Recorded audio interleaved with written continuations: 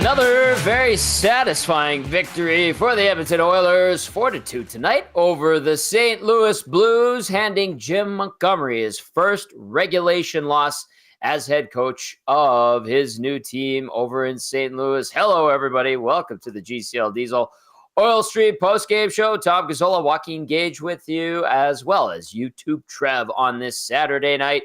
A good one in oil country. Of course, the postgame show brought to you by GCL Diesel, providers of the best diesel engine components around, from turbochargers to injectors, fuel pumps to sensors. They are the critical engine component experts, proud to serve Edmonton and Northern Alberta for over 50 years. As always, join the conversation. Hit us up on the text line, 780-218-9999, or get into the nasty chat if you're watching on YouTube. Hit that thumbs up button and the subscribe button, please, and thank you. We are marching towards 11,000 subscriptions, and that's going to be exciting because Dusty's going to eat pickled herring. And I don't even want to say it because it's gross, but I think he's going to do it. All right, let's get Joaquin Gage in here. Get some initial thoughts. I'll go into the scoring summary and the turning point. Hello, Joaquin. You've changed. Hey, Tommy. You've changed your hoodie since I last saw you.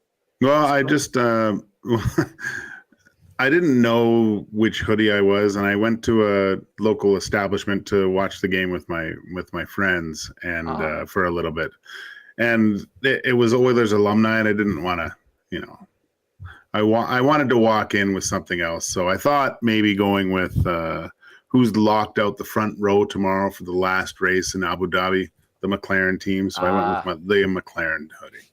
Very nice. I respect McLaren quite a bit. Piastri and Lando having a very good season. The Oilers putting together a good season as well. They've got themselves another victory. That's 2 in a row. After a satisfying win over Columbus the other day, they follow it up with a big 4-2 win over the St. Louis Blues, who've been playing really, really well. We saw the Blues pour it on in the third period. Lots of boos for Broberg and Holloway tonight, but those guys, well, Holloway, kind of had an answer. Broberg sets up a goal for the Oilers. One of the jokes going on up there in the second intermission was they were asking the PA crew to announce that goal. McDavid from that would have been too much. A bit too much indeed. All right, let's get into the scoring summary, and then we'll get to Gager and his breakdown. We'll hear from YouTube Trev, and we'll hear from you as well as you make your way home from the rink, or maybe you were watching and you flipped it on to our station. We appreciate that. As always, here we go. Scoring summary. Corey Perry opens things up, his 5th of the year. That's pretty good depth scoring from Darnell Nurse and Leon Draisaitl at 12:25. The tip in from Perry. Nice play by Nurse, and the Oilers lead 1-0 after 1. Shots on goal, 9-5 St. Louis after the first frame. To the second we go. That goal I was talking about, McDavid, his 13th of the season, unassisted officially, but give the hat tip to Philip Broberg. It was a fluky bounce. He tried to make the outlet pass, bounced off a player in the corner, right to McDavid, and he makes no mistake at 5:19, 2-0 Oil. Then on the power play continues to play well, better, improved, however you want to describe it. As Zach Hyman with a nice redirection off a nice feed from Connor McDavid. Leon Draisaitl, the secondary assist at 14:37, makes it 3-0 orange and blue. Shots on goal at that point, 18-13 in favor of Edmonton. Did I have that right? Yeah, they did. They stormed back pretty good. Oh, no, it was actually St. Louis. Pardon me. I wrote that down wrong. To the third period now. Dylan Holloway gets his 9th of the season from Robert Thomas and Colton Parayko to close the gap at 5:02. Reed Wilkins and Jasmine Sidhu sitting beside me in the press box tonight. Reed says that might cue the comeback, and the Blues certainly pressed really, really hard because Jake Neighbors on the power play would get his 9th of the year. The former Oil King from Jordan Kyrou and Pavel Buchnevich. It goes off of Neighbors from the Kyrou shot. Would cut the lead to 3-2 at 13:09. However, at 14:18, just a minute 9 later, Troy Stetcher, you want to talk about a seeing eye shot from the sidewall off a face-off, his first as an Oiler, First of the season, obviously, and first since his time as an Arizona Coyote, a team that no longer exists. From Jeff Skinner makes it 4-2, and the Oilers would hang on for the win. Shots on goal, 31-21 in favor of St. Louis. Faceoffs, 56.9 for the Oilers to 43.1, so they win the faceoff dot battle. Power play 1-for-1, that's very good. PK 1-for-2, not so good. Hits 24-10 in favor of St. Louis. Block shots 17 for Edmonton, 11 for St. Louis. Giveaways 17 for the Blues to Edmonton's 15, and then officially just 4 takeaways for the Oilers and only 1 for the Blues. The numbers that matter are 4 for Edmonton, 2 for St. Louis, as Edmonton walks away with another victory, give them 15 on the season. Joaquin, I'm going to just throw out the turning point of the game, and then we're going to break this bad boy down. The turning point of the game, as always, brought to you by the fine folks at Advantage Sports Medicine and Physiotherapy. At Advantage Sports Medicine and Physiotherapy, we treat you like the pros. Our multidisciplinary team includes sports medicine physicians, along with highly skilled physiotherapists, strength and conditioning coaches, and massage therapists. Whether you're recovering from an injury or looking to enhance performance, we treat you like a pro using the same locker room approach, trusted by the best in the game. And I'm going to say this, Gager, at 14-18, Stetcher, it looked like a harmless shot. It finds its way through Binnington, looks to the heavens because he knew that basically ended any hope of a St. Louis comeback at that point. And they were pushing, they were pouring it on. I won't say that the Oilers were on the ropes, but they were bending. And that goal was the backbreaker. So that is your Advantage Sports Medicine and Physiotherapy turning point of the game, the Troy Stetcher goal at 14-18 of the third period. Keep those texts coming in, 780-218-9999, and via the nasty chat. Gager, your thoughts on the game, turning point. What say you, sir? I enjoyed that game, Tommy. I thought it was a really good performance by the Edmonton Oilers. The first period, and I think the shots at the end of the first were 10-5, and I don't have all the stats, but the shots directed towards the net, like St. Louis was getting in front of everyone, but Oilers dominated, I thought, the first 2 periods of this game. If it weren't for a quick whistle from the referee, this thing should have been put to bed. Good point. A little bit earlier. And even in the third, Tommy, there was another quick whistle where the puck found itself behind Binnington,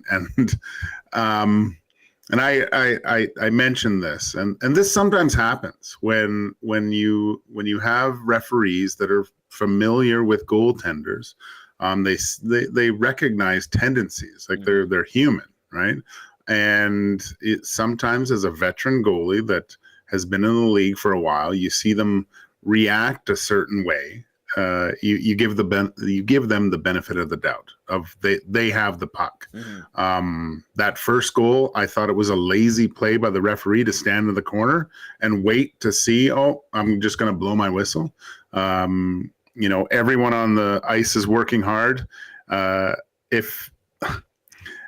then I went to high school with one of the refs that refereed the game tonight, Dan O'Rourke, and kudos to Dan for making up for, I think, his partner's call for calling the goaltender interference later.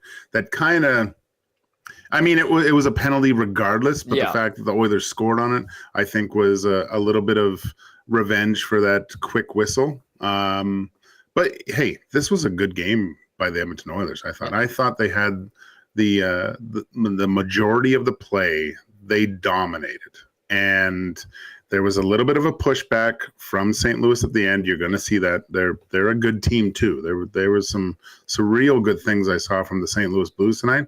But you mentioned before, Tommy, they bent, they didn't break.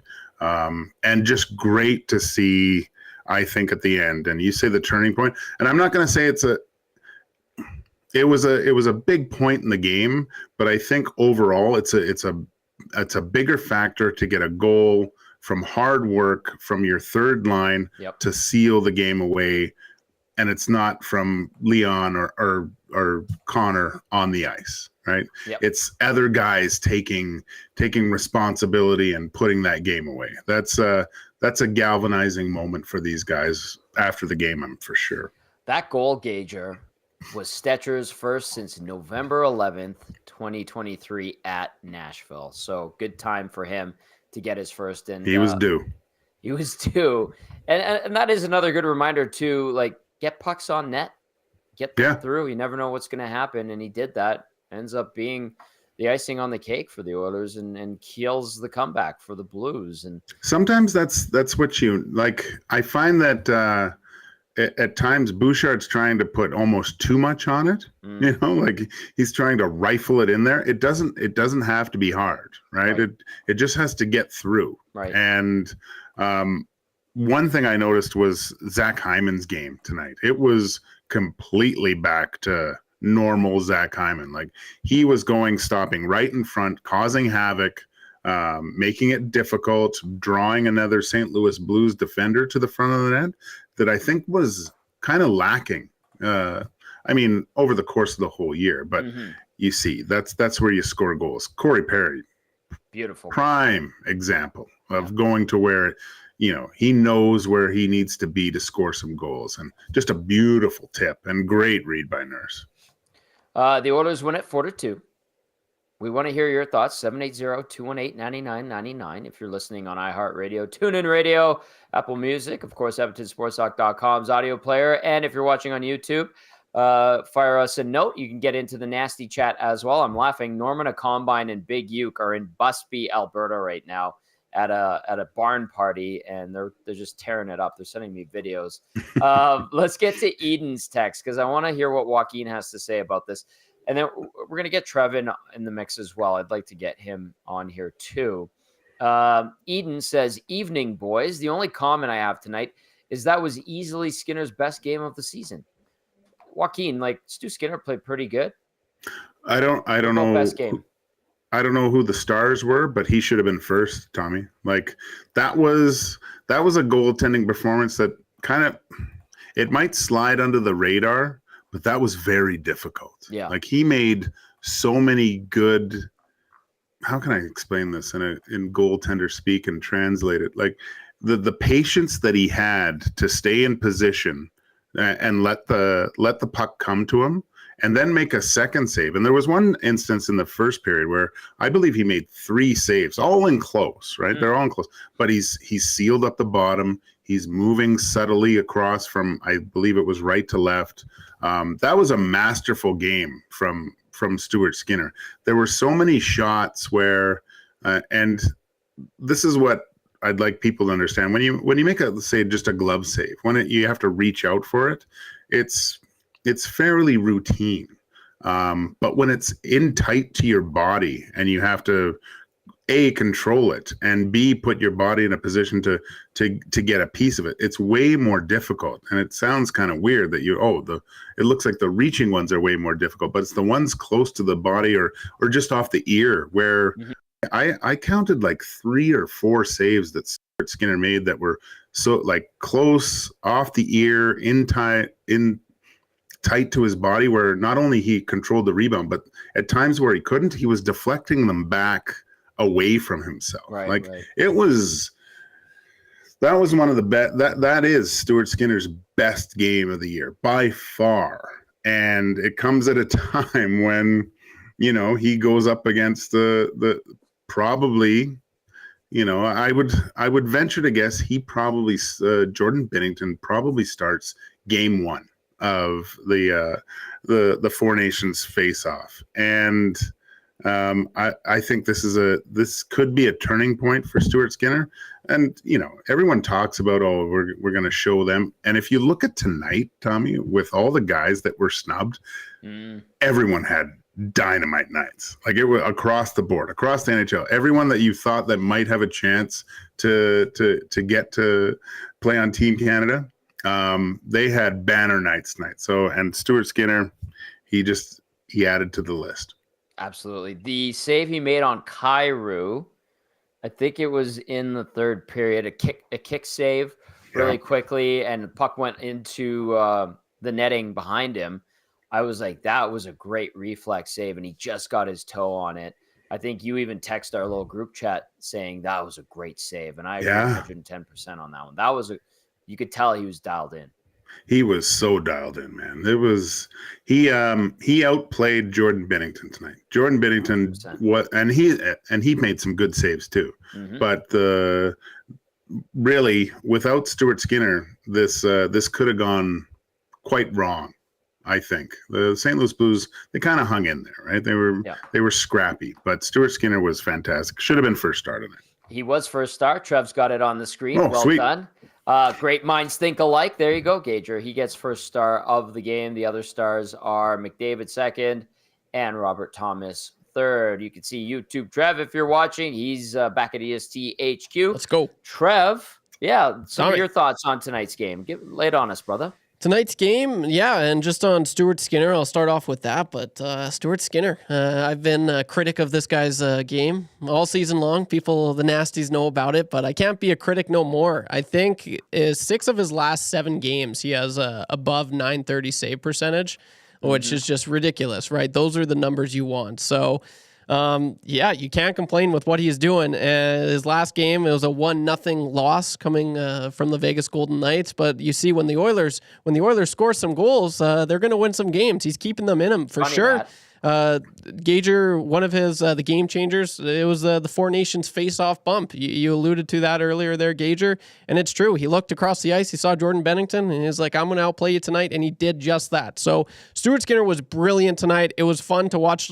Usually, I'm not going to lie, like there's been a few Oilers goalies in previous years where I've kind of just been like, at ease when I see the opposition coming down. And Stuart Skinner at times, I feel like that. But today, like he looked so confident in net. So it was good to see. As far as that text was from Eden.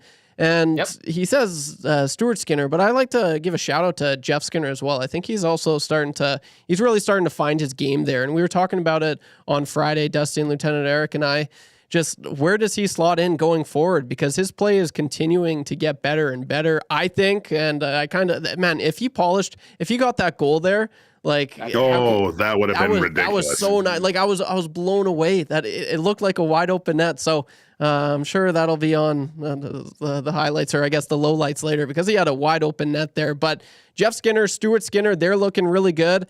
We talked about the power play going into tonight's game, and it's really just not the power play that we saw at the beginning of the season. They have sure found their game, and I think that's just a lot of the players just finding their game as a whole.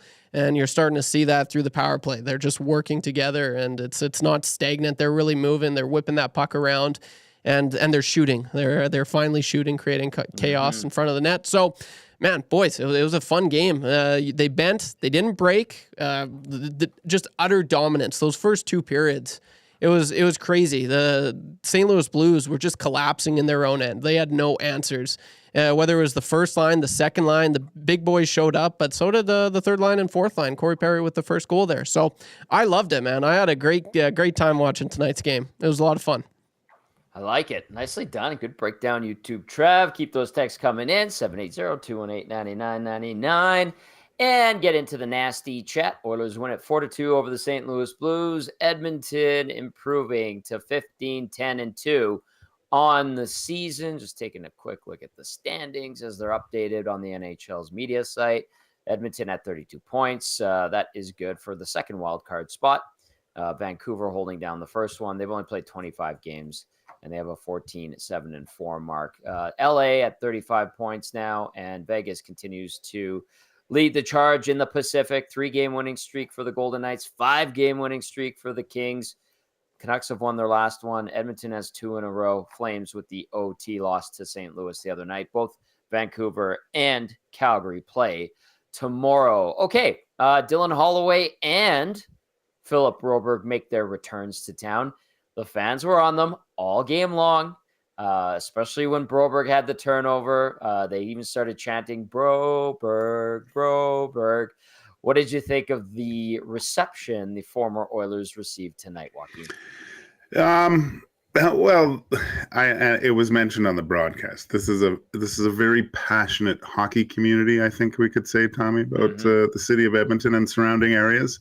And I loved it. That like it's fans should be able to do that. They pay an exorbitant amount of disposable income, hopefully, Yes. to go to these games, and they let their feelings shown.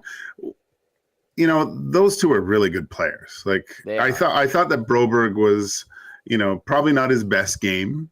Probably you know, he felt there were probably a lot of butterflies in his stomach. I thought Holloway was a good player tonight, but I think that what a great moment was when Connor went over and got in Dylan Holloway's face and kind of gave him, you know, a few extra shots with the glove, jersey in hand, saying, and I don't know, to me in that time, Tommy, I was thinking all that went through my head was Zach Hyman standing up at the end of the year saying, let's stick together. We're going to go back, you know, in the Prime series. And that to me was Connor going, you know, a little bit of a, you know, if you saw under his gloves, a little bit of a middle finger to Dylan Holloway. And you could see the look in Holloway's face. He was a little bit stunned that Connor would do that to him. But you got to remember, this guy was like a mentor for a few years. Like Dylan probably was talking to Connor as much as possible to find out things. And Connor had glowing reviews of this kid. But for him to kind of go do that to him, that was like, yeah, you're not on this team anymore. I don't care about you. All I care about is winning. And that's something that when I watched Holloway go off, there was kind of a slump in the shoulders and realizing, yeah, that's I made a decision that's good for me, but yeah, that's it. Ties are cut. But I love the fact that Connor went and did that. I just think that's such a boss move from your captain to go talk to a young guy that you kind of took under your wing and then said, look, you're nothing to me now. I thought that was a big deal. And you could see that with Connor's play. He treated this game in that first two periods like he was the best player at the brick tournament, Tommy. He was making guys look dumb. And he was by far the best player in those first two periods. I loved it. I thought it was great. All right, let's get into some text here. I see some constructive criticism, and I appreciate it. Curious to hear what the boys have to say about it. So let's go to Shaggy in St. Albert. Shaggy texting in says, I'm being picky once again. Started slow again, but did score on their early chances, up 3-0 by the end of the second period. Of course, they aren't allowed to play a full 60 minutes. Again, no killer instinct. Start of third period, passive, and don't put the game away. Of course, they give up a goal to Holloway. Surprised they did not give Broberg a goal as a welcome back present. Stetcher, undisciplined penalty, but then totally redeems himself with his first goal as an Oiler. Goalie Skinner played another good game. Binnington with that suspect fourth goal. How can a Team Canada goalie do that? Skinner would never let in a suspect goal. Shaggy in St. Albert. All right, so a little bit of constructive criticism there. RBM has some too. I'm going to read RBM's text, and I'm going to hear what Gage has to say. So RBM texts in and says, I was not a fan of how the Oilers defended in that third period at all. But they found a way, I will say. Caught a big-time break on the Stetcher goal, but that's a wash from that Brown quick whistle non-goal. So not much of an argument there. Skinner was excellent, and Skinner was good too. Thanks, RBM. Gager, your thoughts on what RBM and Shaggy say? Well, just think of it this way a little bit. If you're thinking that the Oilers bent and didn't break, and we've said that, and I think that's true, but you had two really good plays that the St. Louis Blues had to do to score goals. Like that Thomas backhand to Dylan Holloway. That's a Connor McDavid or Leon Draisaitl play. Like it was unreal pass and a great finish by Holloway. And I was looking at that when it happened. I go, God, did Skinner actually get that at first? That was the first and then I was bang, like, bang. Okay, no. But he was close to getting that, and that's how you knew Stuart Skinner was on his game, because he was reading that play. But the goals that were scored against the Edmonton Oilers tonight had to be generated by a very high skill level, I thought, by the St. Louis Blues. In previous games, sometimes it's a giveaway, or they didn't give them anything. What they took, what the Oilers gave them, but either there was a good play on defense, a good save by Skinner. I really think this was a complete game by the Edmonton Oilers. Look, you're not going to dominate a team for 60 minutes unless they're the Pittsburgh Penguins at the beginning of the year that spend too much time in Banff, right? Yeah. But it's just there's going to be pushback at some point. The NHL is arguably the best. Well, in my mind, it is the best sports league in the world because of the parity.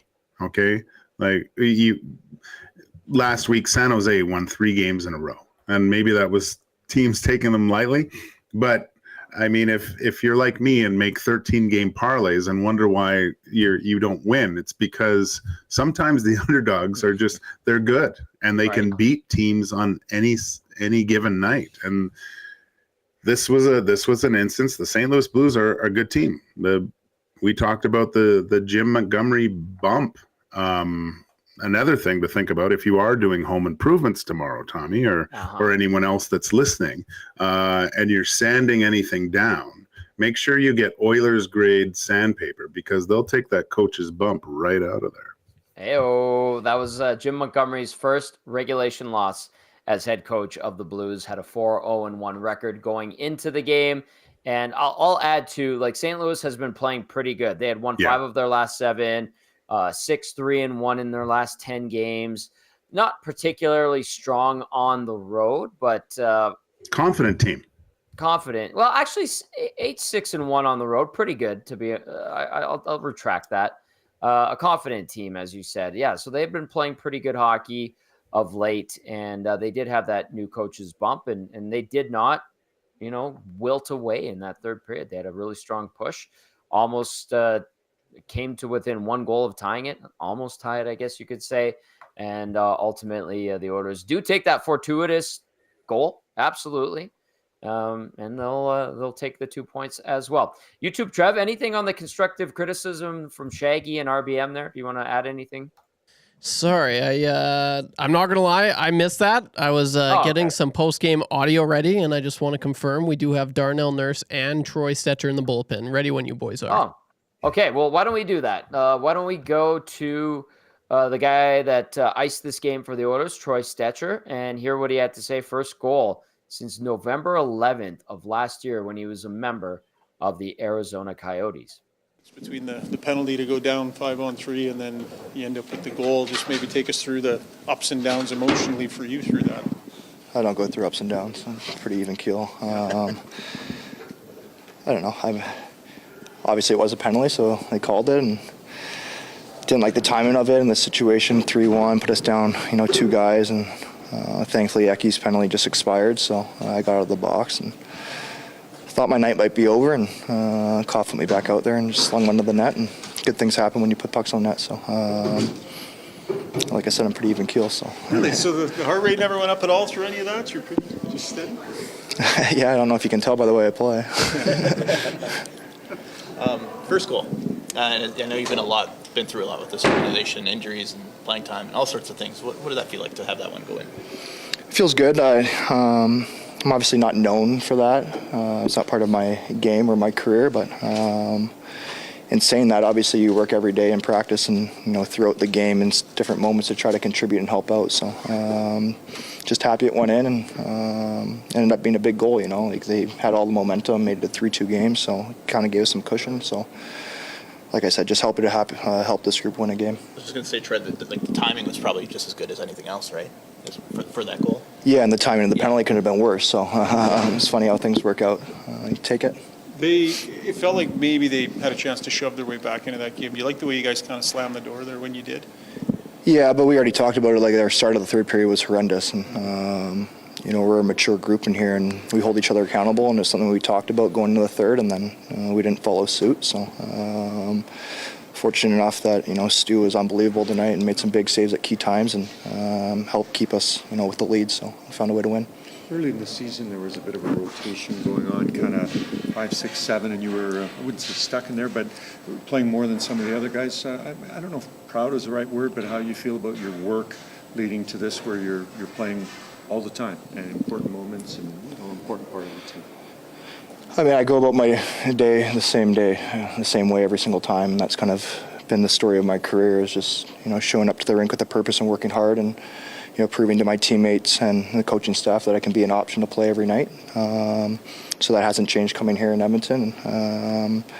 As of late, I've been in the lineup every night, but, things can change pretty quick. So the onus is on me to continue to show up with a purpose and a good mindset and work ethic. And, I'm a guy that kind of believes in karma, and when you do that, good things are going to happen for yourself.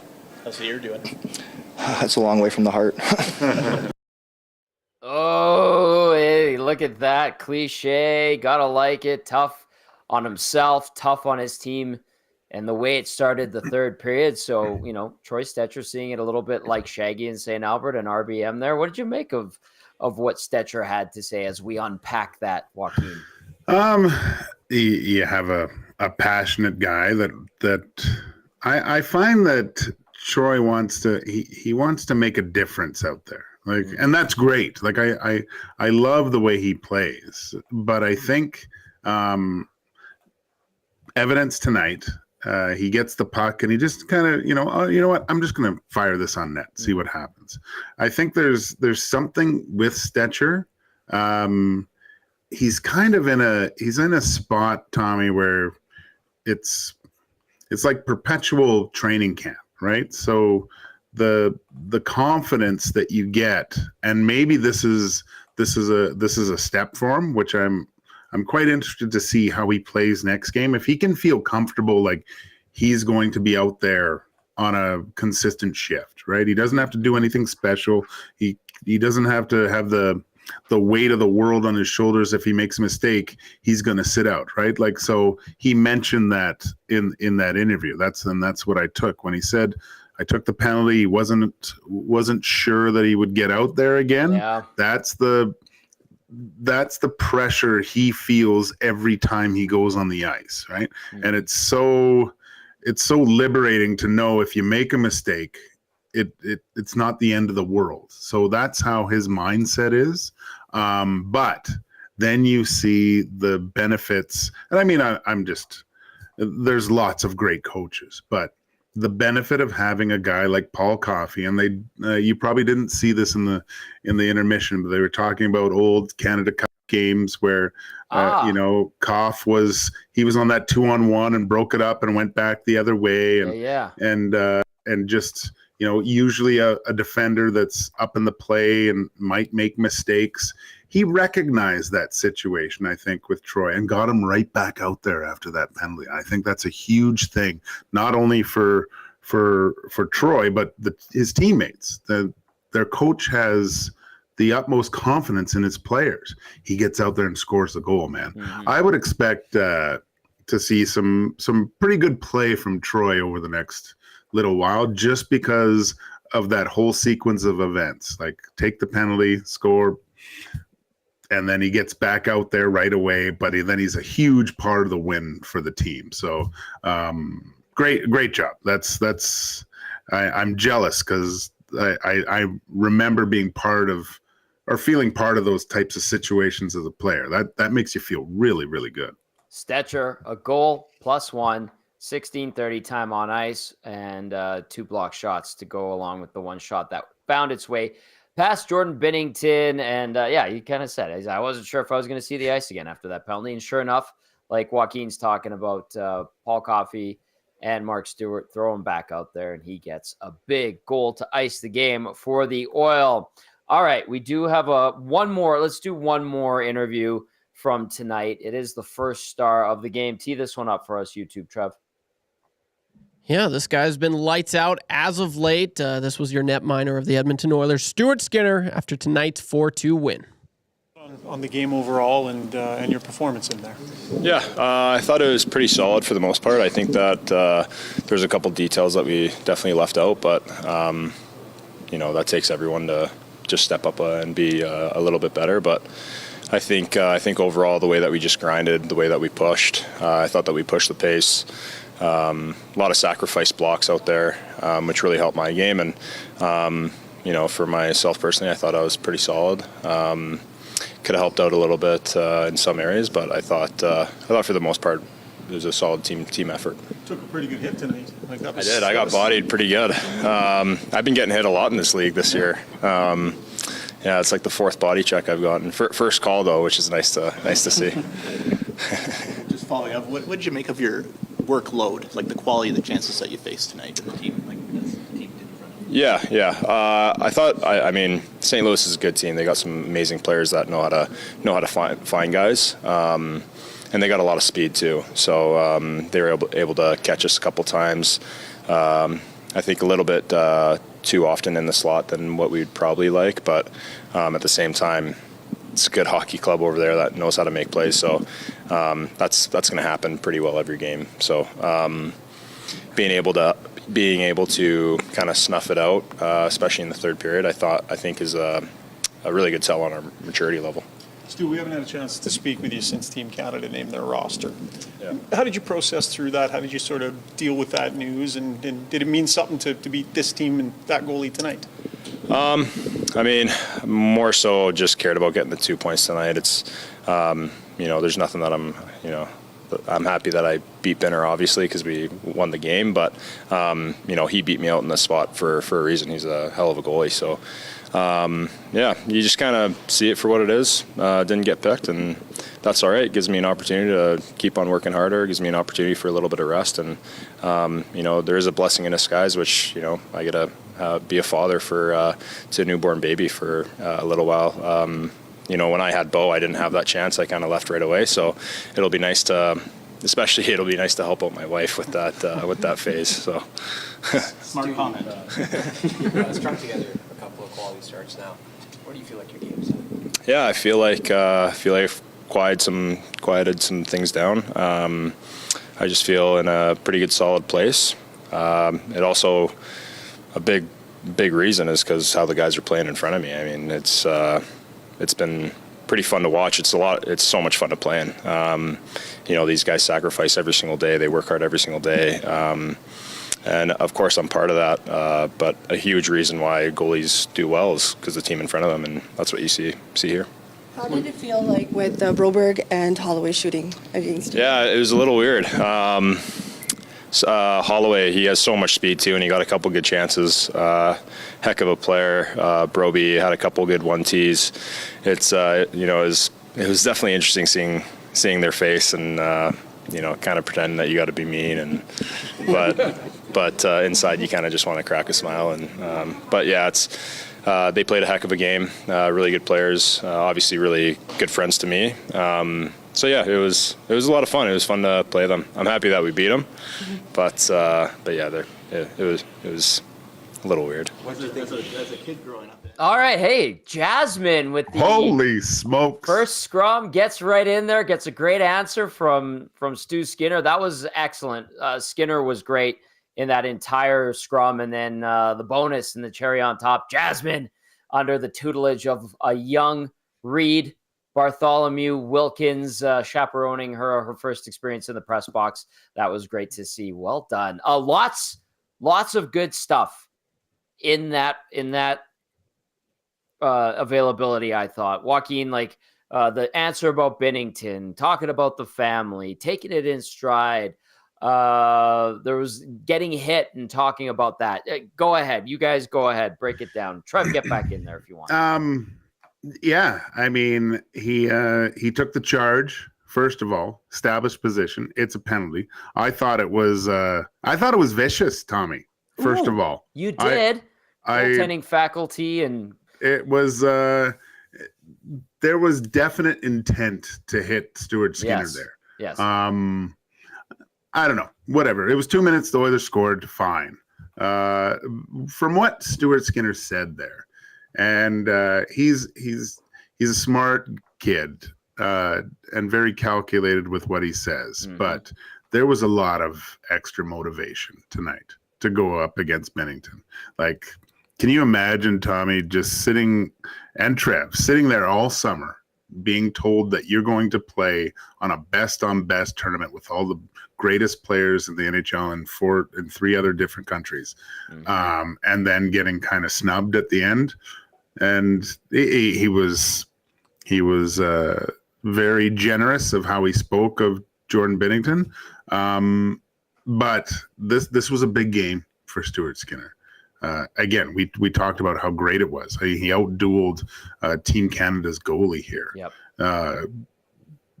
And he's finding silver linings in there. Who knows what happens? There could still be a possibility, but I love it. He's going to be a father of 2 soon. He gets his excitement to be a dad and get some extra rest. He knows what he has his eye on the main prize of what he has to do. If anyone has doubts about Stuart Skinner's capability of playing in games and being a difference maker, tonight is, I know it's December, but there were a lot of other factors going into this game that in the back of the mind that would crumble a lot of goaltenders being under that pressure, right? And he came through with flying colors. That was great. And I hate to say it, Jasmine, great question. Done. That was awesome. That was I would have probably asked him the same thing. You go up against your buddies. It's tough because you want to be mean to them. You don't want them to score, definitely. And for some reason, when I played against good friends of mine that I'd played with before, I'd known for a long time, they always seemed to squeak one by me. And I tried so hard to stop them every single time. So that was great. I loved everything that what Stuart Skinner said. I love it. The EST pride is strong right now.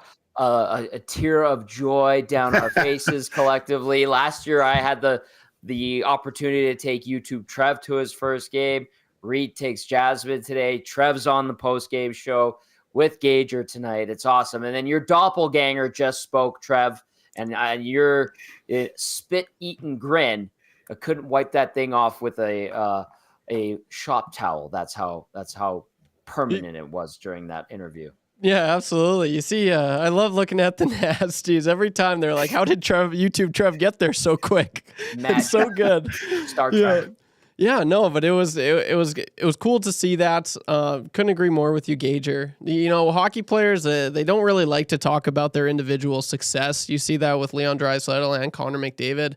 And that's the exact same thing for Stuart Skinner. But you can't tell me there's a little bit of, he has to be a little bit upset that he didn't get the nod to represent Canada for sure. And so this is a big win for him. It was like he wanted this one. Not only was he going against, 2 former teammates, but the probably, the going to be the starter for Team Canada's at the other end of the ice there.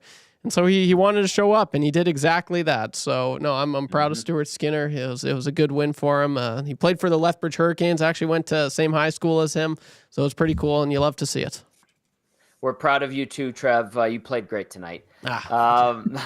Made some nice saves. That's 2 wins in a row for the Oilers. They look ahead now to the Tampa Bay Lightning. That game on Tuesday. All right. Gager, your thoughts in regard to the Oilers going into that action in a couple of days as they look to close this homestand out the way they could have closed out the trip. Perfect, but didn't quite happen earlier in the week. Like one of the game changers I said, it's time to start stringing some wins together, Tommy. I'd probably when you start out each month, there's goals that you set for your team. I would be shocked to say that the discussion of challenging for first in the Pacific, it wasn't one of those goals, or be first in the Pacific by the end of December. I think that, well, it should be a goal from the Edmonton Oilers from the start. But just with the amount of tonight was definitely a point. There was some pushback from the St. Louis Blues, granted, but for 2 periods, the Blues didn't really have an answer for the Edmonton Oilers, and that's how they have to treat every team. Take any glimmer of hope from teams coming in at a certain point. Gosh, well, let's move on from this one and get to our next game. That's what you want teams thinking by the start of the third period. And there was a little bit of hope, but it was dashed quick. But that's what you want, especially with I mentioned before, with the 9 home games that they have this month. Yeah. A perfect opportunity for not only to get in that position for first place in the Pacific, but to establish that home dominance that we've seen from this team over the past few seasons. Gage, are the Oilers 9-3-1 in the last 13 games? I know it's not prolonged streaks. They have a couple of 3-game winning streaks in there, but maybe we'll see one happen here. But when you're winning 9 of 13, that's a pretty damn good stretch. That's good. Yeah. You know who else was good tonight? You're always good. Well, I think I know I gave the first star to Stuart Skinner, but I might have to change that to Jasmine. That was pretty good. And great placement with the microphone. Absolutely. Gager, have a cold one, my friend, and great work tonight. I will see you on Monday. All right, buddy. Take care. There's Joaquin Gage, our game analyst. Great stuff as always from Gager. Filling in for Matt Cassian, YouTube Trev in for Hernan Salas. I'm with you, Tom Gazzola. As per usual, Edmonton wins the game 4-2 over the St. Louis Blues. Give the Oilers 15 wins on the season. Reed Wilkins might stop by in a couple of minutes. We'll see if he wants to. Maybe he wants to just enjoy the weekend as well. But we've got some text to get to, Trev. So let's fire off a few. What say you? Yep, yeah, I'm all for it, Tommy. Okay, let's go to Troll. Troll says, Bouchard and Skinner outplayed the superstar Canadian players of Parayko and Binnington tonight. Oilers made Broberg look like an A. I thought Broberg was good tonight, except for that one play that landed on McDavid's stick. But Troll says, Oilers made Broberg look like an AHL defenseman. Holloway was okay, but nothing special. Officials were a joke, costing Brown a goal. I agree with that statement. And then 2 terrible calls to put St. Louis up on a 5-on-3. At least the right team won, says Troll. Mike in Thunder Bay says, this is the Oilers team I think we were all expecting to see at the start of the season. Solid play up and down the lineup. This is a deep team. Everyone is clicking. Love to see it. Let's go to Justin of Balgoni. 3 things are certain in life. Death, taxes, and an ex-Oiler will always score against the Oilers. Trev, you got any that you want to read off? No, but just to touch on Mike in the Thunder Bay there with this Oilers. This is the Oilers team. Like I couldn't agree more. It's interesting when the players aren't really chugging along. And we had Craig Button on, and he said, "There's no way this team is a Stanley Cup contender. They don't have the stars." And that's when the stars really aren't clicking. Nothing's really clicking. But then you look on paper and you're like, this is a skilled team. This team should be a Stanley Cup contender. And so now the players are starting to be the players that they were supposed to be. You got Hyman who's scoring finally. McDavid's back at his rates. And so I couldn't agree more with that text by Mike in Thunder Bay. And then just going back to Troll when he said Broberg looks like an AHL defenseman. I mean, against the Flames, he looked really good. You have to think this isn't an ordinary game. He's hearing the boos every second he touches that puck. Like that's got to affect everyone, right? Yeah. Well, the Oilers and the people in the building tonight were on both of those guys. Oh yeah. Every chance they could. Every puck touch, you heard the boos, and then you even after the McDavid goal heard the Broberg chants from Oilers fans who had a lot of reasons to be happy tonight. 2 points included. All right. Reed Wilkins is just about ready to go. Trev's going to get him in here. I'm going to read a couple more texts. Yep. Trev's getting them all set up. I'll read the Liquid Beavers text. Says, hey, gentlemen, decent game. Glad they got the win. A few of my thoughts. 1, Stu was excellent. And I also thought Nurse was very good. 2, what the heck was Bouchard doing on the Blues' first goal? Yeah, there were a couple things there. Even where Ekholm wound up, Liquid Beaver, I was kind of like, what happened there? But a good bang play by the Blues there. Doesn't take the man, doesn't cut off the pass. So in other words, did 0 on that play. Number 3, I'm not one to complain about officiating, but my goodness, the lack of calls both ways was laughable. The disallowed goal was all because of poor positioning by the ref down low. 50 lashes for him. Number 4, how in the world did they give contracts to Arvidsson and Skinner before at least locking up Holloway? 50 lashes to Jeff Jackson. 5, if I had to choose a goalie for Team Canada at the Four Nations, it would be Aiden Hill. A long text there from Liquid Beaver, but lots in it. Corey B says Skinner first star. Hampton Steve texting says, evening, gentlemen. You know what I like about ugly wins? They count the same in the standings as pretty wins. Every game isn't going to be a Picasso. Take the 2 points, learn from it, and on to Tampa on Tuesday. Reed Wilkins in his satellite studios, ready to go. Good job, Riedrich, getting Jasmine in the scrums. She had a great response from Stu Skinner to her question. We just played that before you got on there. I would say a job well done to you and to Jasmine, and then to the Oilers and the fans tonight were great too. So all around a very good night. What do you have to say about what we witnessed and what you were able to witness in the locker room with Jasmine doing a great job for us, working her first post game? Yeah, well, first of all, it was really cool to have Jasmine there. Her first experience attending a game as a member of the media and being in the press box and seeing some of the things that we do that, as you know, Tom, I'm completely jaded about and no longer get excited about at all. Me too. Yeah. So somewhat, I'm being somewhat sarcastic. I still appreciate because it. we love our Yeah. we love our Of jobs, course. but obviously things get to be routine, and some of the things that we experience we're just used to. So she was great. I sat with her the whole game. She got to meet a lot of the other media people as well. Mooner was obviously very warm. Paige Martin came over and visited with her during the second period. Gene, Ryan, I could go down the list. Everybody was great. So that I think she had a really good experience. So that was really cool. I thought the Oilers were clearly better through 40 minutes. I mean, 3-0, probably should have been 4. Yep. I just think lately, I mean, is McDavid getting better? I understand, this wasn't a 4-assist game like he had last time, Right. but I honestly think he's getting better at keeping pucks alive and forechecking. Now, I guess to be frank, I suppose he's not.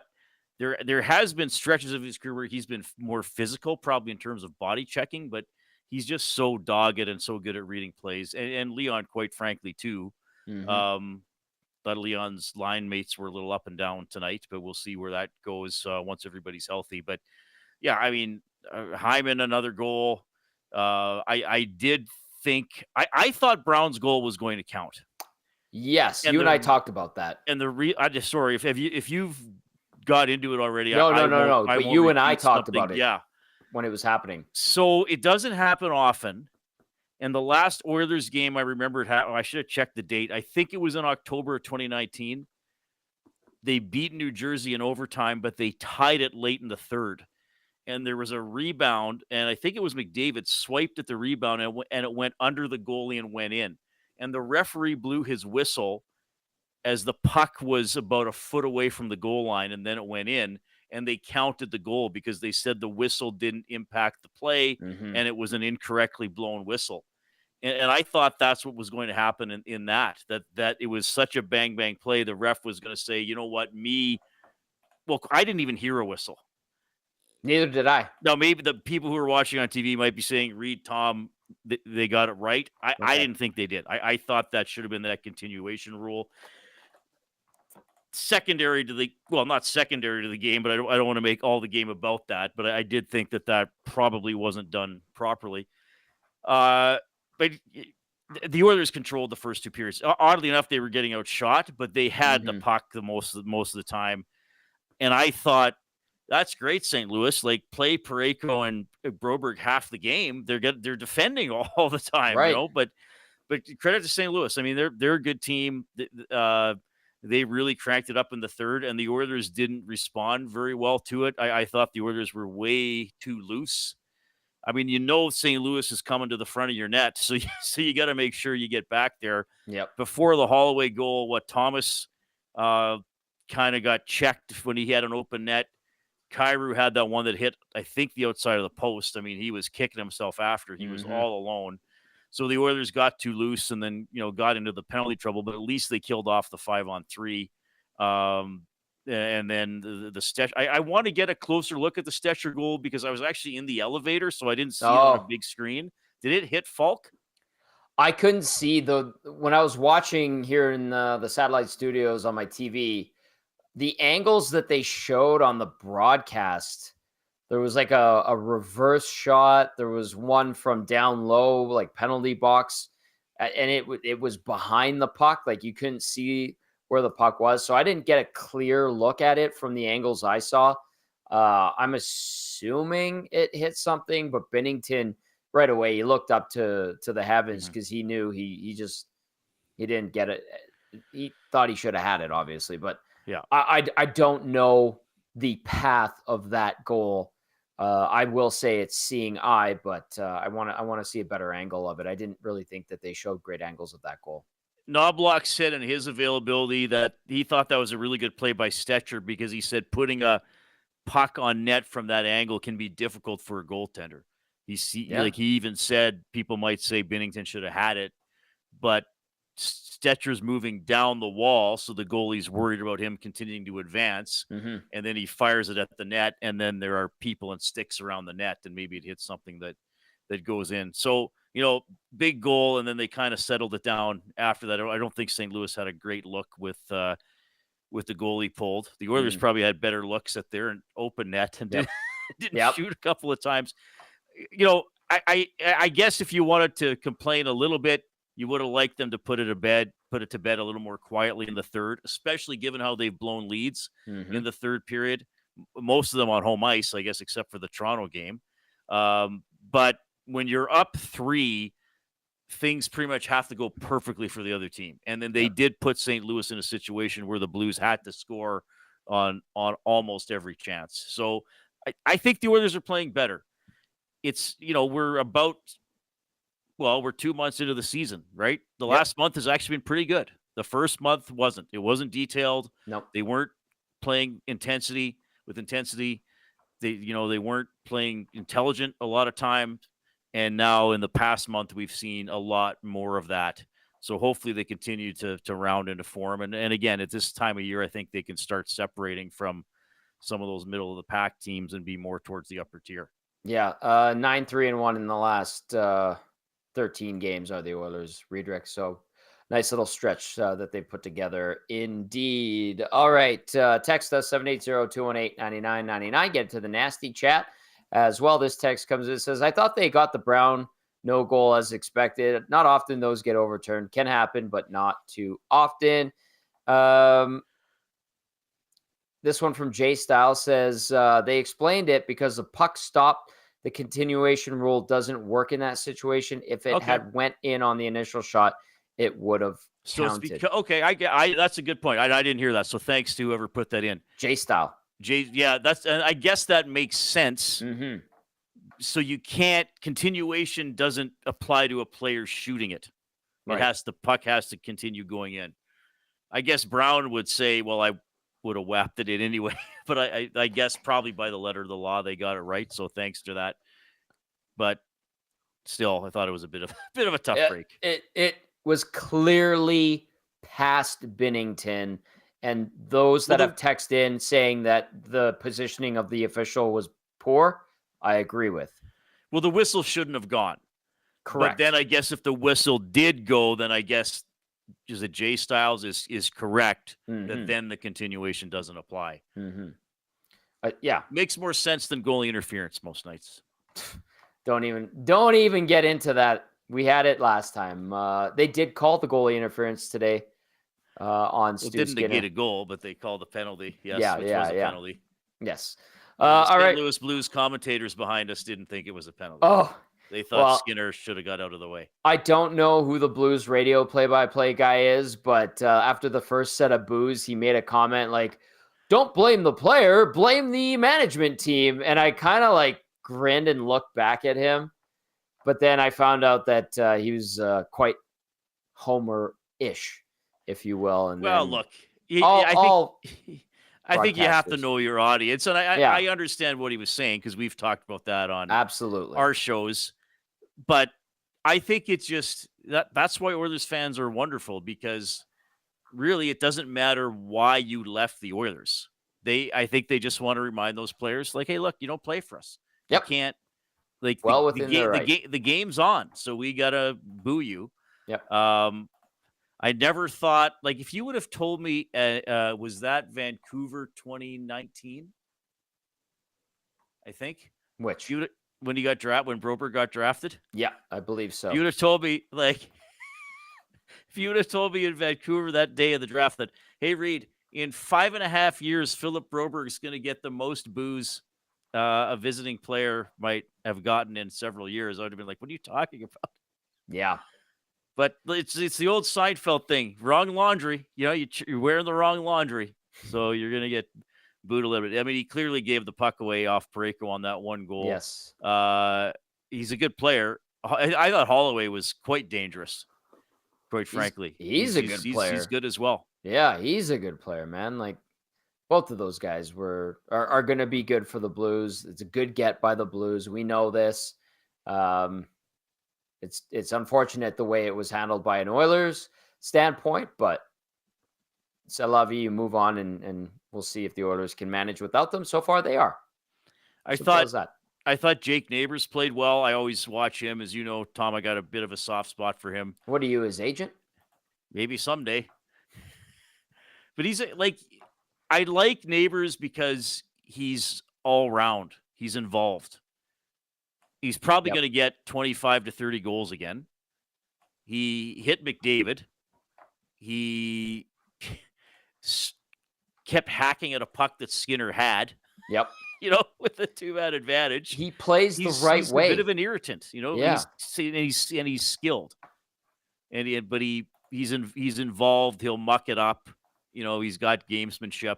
That's a late first round pick who it'd be fun to go back and look. If that draft was redrafted, Jake Neighbors probably goes several spots higher. Yep, absolutely. It just plays the right way and was noticeable again for a lot of good reasons tonight. All right, Reed, the Oilers are looking to put together their third 3-game winning streak of the season. They get the Tampa Bay Lightning coming to town. It's going to be a situation where Tampa's coming in from Vancouver, if I'm not mistaken. Or is it Calgary? Anyway, they're on a road trip, obviously, making their way through Western Canada, and the Oilers are going to look to close out this homestand perfect. What's it going to take? Do you like the chances? What can you say about that game that we're probably going to have to break down and mull over quite a bit on Tuesday? Well, I do like their chances because, as I've been saying, I like the way they're playing recently. Mm-hmm. They're not perfect. We know what some of the weaknesses in the roster are, but they're making fewer big mistakes. You know, there's not turnovers in front of the net. The coverage isn't always perfect, but it's not as derelict as it was earlier in the season.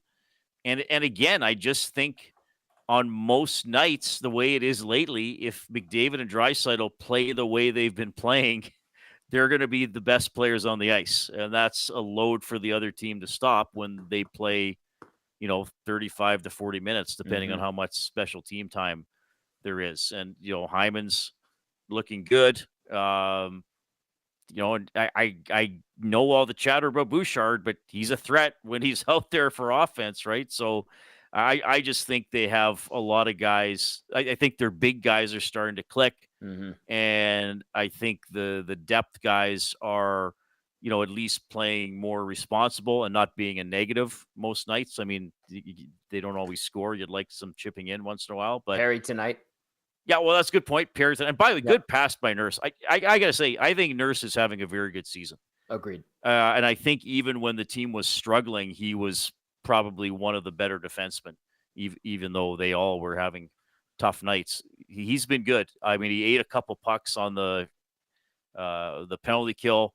I don't know if I think he was still on the ice when they finally scored, but at least they got through the 5-on-3 without giving up a goal. So, yeah, I just think like I said, some of the Oilers' top players are playing at or near their potential most of the time, and that puts the other team in a predicament because, as we've seen with Leon and Connor, if they're going, that's probably worth 2 or 3 goals for the Oilers. So then the other team has to get to 3, 4, or even 5. Darnell Nurse, an assist, +2, 22-17 time on ice with a shot, 2 block shots, and 4 hits. So a good night's work for Darnell. Riedrich, you are a gentleman and a scholar. Thank you for hopping on tonight, my friend. Enjoy your Sunday. I'll see you on Monday, all right? Thank you, Tom. Reed Wilkins, host of the Reed Wilkins Show right here on Edmonton Sports Talk, Monday to Friday, 3 to 6, with the glue guy, Jay Milne. Awesome to have Reed on tonight. All right, YouTube, Trev, before we get to a few final texts, we have some business to take care of, and that, of course, is the Damon Bunting Remax Elite Player of the Game. Damon Bunting, consistent, top-producing realtor in Greater Edmonton and among Western Canadian Remax realtors. He and his team would love to help you find that right home or make the move from your current home. Check him out, DamonBunting.com, or visit his Instagram at Damon Bunting Real Estate. Trev, the honors belong to you, my friend. Take it away. Oh, thank you for that. Thank you, Tom. Yeah, so this one was tricky. I had a tough time with tonight just because I usually like to go, talk about someone that we haven't really discussed a lot tonight, but it's tough not to. And I was gonna go Stuart Skinner, but he was my player of the game last week, so I'm gonna go with Connor McDavid. And just hearing Reed, he talked about it, like he looked like, I don't even know, man. It was insane. That first period, the first few shifts there, he was doing stuff I hadn't seen him do in quite a while. He was just flying out there. He got a goal. He got an assist tonight. He showed up on the scoreboard quite a bit, and it's impressive, man. It's very impressive what he was able to do. He's now got 27 points in his last 13 games played. So the Oilers are back, but Connor McDavid is back, and it's fun to watch. So he is the Damon Bunting Player of the Game, Connor McDavid. Good job. Nicely done. Nicely done, Trev. I like it. Well explained. Thank you. All right, let's get to a few more texts before we say goodnight. Conroe, Texas says, I saw the other day where older players take longer to get started in the NHL. Seems like the Oilers are proving that point so much better since game number 15. Coach Mike says, nice to get some bounces and breaks for once. Tough week coming up. Skinner start all 3 games, Coach Mike. You get Tampa, Mini, and Vegas. Yeah, you could. But then you got Florida after that, and then Boston.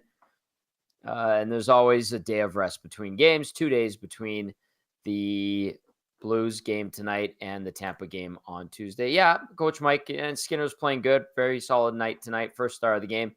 Not the Damon Bunting Remax Elite Player of the Game, though. That's Connor McDavid. He's your starter. He's your number 1. And if he continues to give them a chance to win every night through the next stretch of few games, yeah, why not? Start him. That's why you got him there. Fergie's Prostate says, shout out to Mikey at the St. Albert Bottle Depot on Riel. He gets out of his truck wearing the hat that Gager is wearing. I called out to him, nasty. He shouts back, Fergie's Prostate. It was a bonding moment. Fergie's Prostate. Nice. I like that, Fergie. Appreciate that. And Mikey at the St. Albert Bottle Depot on Riel. Dirty Curdy says, Skinner and Nurse's best game, hands down. This team can learn to close out third periods more comfortably than the Pacific Division could be in reach. Dirty Kurt. And then Justin says, Tony, kids sports have been crazy. Catching the last part of the show. Love it, brother. Thank you, Justin. Good to hear from you. All right, Trev, final thoughts from you, my friend. Well, this was fun, Tommy. It's 2 Saturdays in a row stepping in for Hernan, and I've had a lot of fun doing this, so thank you for letting me be a part of your night. It was awesome. As far as going forward, final thoughts on tonight's game and going forward, it was awesome. And I said this last time because, things are really clicking right now. You don't have to change much. It'll be interesting to see. I'll be keeping an eye on Jeff Skinner. I wonder, that was one thing I was going to ask you. Do you want to bump him up? Because his play on the third line has looked excellent, but at the same time, I feel like the coaches are looking at him and being like, no, like we're really liking what you're doing on that third line, so we're going to keep you there. So unless it's injury, I don't think he's moving his way up. And I thought Kasperi Kapanen looked really good on that second line as well. I was surprised. Like he was looking really good. And then I don't know what I missed. All of a sudden, Connor Brown's on the second line to start the third. So that was kind of weird. But yeah, just don't change much, man. Like I'm liking what this team is doing right now. Their 5-on-5 is great. I keep repeating it, but it's true. They're starting strong. And they're finishing, they maybe just finish a little better. Don't take the gas off the pedal in the third there. That's what I'd say. And you got Tampa Bay coming in. That's always a good game. So I'm looking forward to it, Tommy. Tampa is indeed in Vancouver tomorrow night. The Flames get the Dallas Stars. And as we like to say here at EST, all gas, no brakes, right, Trev? All gas, no brakes. All gas. We said it. Ice Cube said it first. It was beautiful. Original. Yes, an EST original with Josh Clausen and the one and only Ice Cube. All gas, no brakes. The Oilers picking up a 4-2 victory tonight over the St. Louis Blues. Lots of boos for Broberg and Holloway. And the Oil with 15 wins on the season, 9 in their last 13, rolling along nicely, looking for a third 3-game win streak of the year when they take on the Tampa Bay Lightning on Tuesday. Okay, great show. Lots of fun. A huge thank you to everybody who watched, everybody who listened. If you don't already subscribe to our YouTube channel, please do. Also, if you need some beverages for tomorrow, I might add that 6 o'clock or lager at Sobeys and Safeway liquor stores are $12.99 for 4-packs until the end of the month. You've got a Citizen there, I think, right? Yeah. They were in the other day. I had this on Friday early morning. Got the day started in the right way with this bad boy. But yeah, definitely check out Citizen Brewing. They're the Sobeys and Safeway liquor beer of the week. Very good. Very good. For YouTube, Trev, Joaquin, Gage, and Reed Wilkins, I'm Tom Gazzola saying thank you for watching. Thank you for listening. We appreciate you. Enjoy your Sunday, everyone. We'll see you on Monday. Good night.